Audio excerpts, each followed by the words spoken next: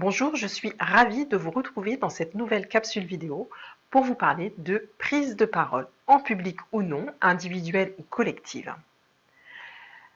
La prise de parole est un art oratoire qui peut nous servir dans de multiples situations. Je l'ai déjà dit, que ce soit pour animer une réunion, présenter un dossier, passer un oral d'examen, donner des cours, vendre un produit, donner une formation, faire une visioconférence, passer un appel téléphonique, donner une conférence, faire du networking, bref, les situations sont multiples et variées. Alors, bien savoir s'exprimer, c'est essentiel. Mais savez-vous ce qui est le plus essentiel que de bien savoir s'exprimer?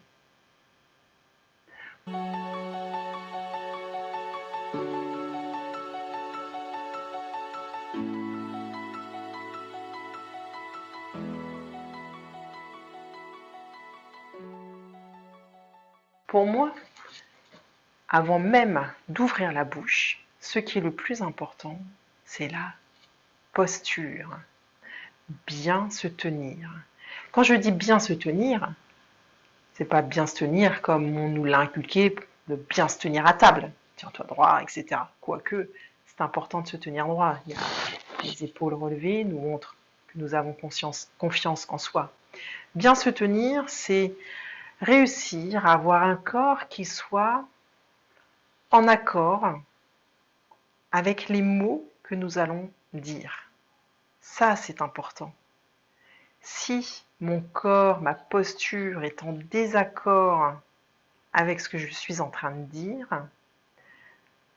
la qualité de mon message, en tout cas dans la façon de le passer, risque d'être inappropriée, voire mauvaise. Alors il est important d'avoir une posture qui soit congruente, c'est-à-dire en accord entre ce que nous pensons et ce que nous disons. Parce que c'est notre corps qui va parler pour nous. Et comme nous avons tous des espèces d'antennes sur nos têtes, elles sont certes invisibles, mais en tout cas, elles existent bien et elles nous permettent de savoir si le discours de la personne que nous avons en face de soi est cohérent. Alors, pour avoir une posture qui soit adaptée à ce que nous pensons et aux mots que nous allons offrir à la personne avec qui nous communiquons ou aux personnes avec qui nous communiquons, il va être important, une fois de plus, de prendre le temps de respirer. Pourquoi respirer? Parce que en respirant, nous oxygénons notre cerveau. En oxygénant notre cerveau, cela nous permet d'avoir des idées plus fluides, plus claires. La fluidité mentale se voit aussi dans la fluidité gestuelle. Tout est lié. Si mes pensées sont fluides, mes gestes sont fluides. Si par contre mes idées sont confuses, mes gestes seront confus, saccadés, je serai embrouillé. Ceci est parfois subtil, mais toujours perceptible. Surtout si en face de vous, vous avez quelqu'un qui s'y connaît un peu en analyse de l'autre dans la prise de parole, ou ne serait-ce que si vous avez quelqu'un d'observateur tout simplement en face de vous. Donc la respiration, pour adapter la fluidité de vos mouvements, sera importante. Elle sera aussi importante, la respiration, pour vous apporter du tonus.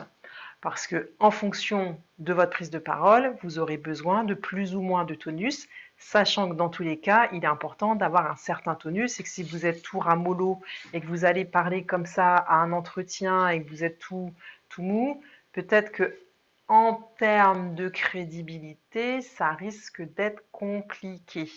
Vous voyez ce que je veux dire? Donc, la respiration, si on a un tempérament à être un petit peu mou, parce qu'on est comme ça, eh ben on va respirer de manière plus dynamique, un peu comme quand on vient de faire une séance de sport, on est boosté pour, là encore, oxygéner son cerveau, mais aussi amener une énergie haute. Ça va être important dans la posture. Et enfin, la respiration, en la faisant, qu'elle soit énergique ou qu'elle soit plutôt calme va nous permettre de nous sentir centrés, d'être beaucoup plus attentifs à ce qui se passe autour de soi pour être évidemment plus en présence vis-à-vis de notre interlocuteur. Donc la respiration, j'en parlerai souvent, mais elle sert à de multiples reprises et entre autres même pour avoir une bonne posture. Par exemple, moi il m'arrive des fois, avant de me filmer, de me sentir un petit peu tendue, non pas parce que je suis très stressée, mais des fois d'avoir été de longues heures derrière mon écran, d'avoir les épaules un peu tendues. Et oui, je vais prendre le temps de rajuster ma posture, de respirer, de faire des mouvements un peu souples pour sentir que tout doucement, mon corps va être dans la bonne posture par rapport au message que je souhaite délivrer. Et je fais exactement la même chose avant un rendez-vous. Avant un rendez-vous, que j'aille chez la personne ou que la personne vienne à mon bureau, peu importe, je prends ce temps pour quelque part décrypter, ressentir, écouter mon corps, savoir si j'ai des tensions qui sont présentes, savoir si j'ai des nœuds musculaires qui seraient dus à une mauvaise posture, à une tension, à un problème que j'aurais gardé en tête. Et avec la respiration, on va imaginer qu'on va venir souffler cette tension pour l'évacuer, en tout cas pendant l'instant nécessaire à cette prise de parole. Donc la respiration, quelque part, moi je trouve que c'est un outil magique. Je vous invite vraiment, vraiment à l'utiliser au maximum. Pensez que la respiration accompagne aussi votre bonne posture. En respirant bien grand, fort, ça va aussi nous aider à ouvrir les épaules, à nous tenir beaucoup plus droit, à ouvrir la cage thoracique pour avoir une voix qui va beaucoup mieux porter.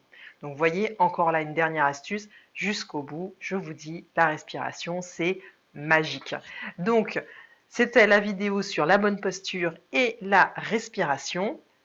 Donc maintenant, je vous invite à vous entraîner pour voir et sentir dans votre corps les différentes respirations en fonction de vos besoins de posture. Et puis racontez-moi ça dans les commentaires. Je serai ravie que vous partagiez vos impressions avec moi.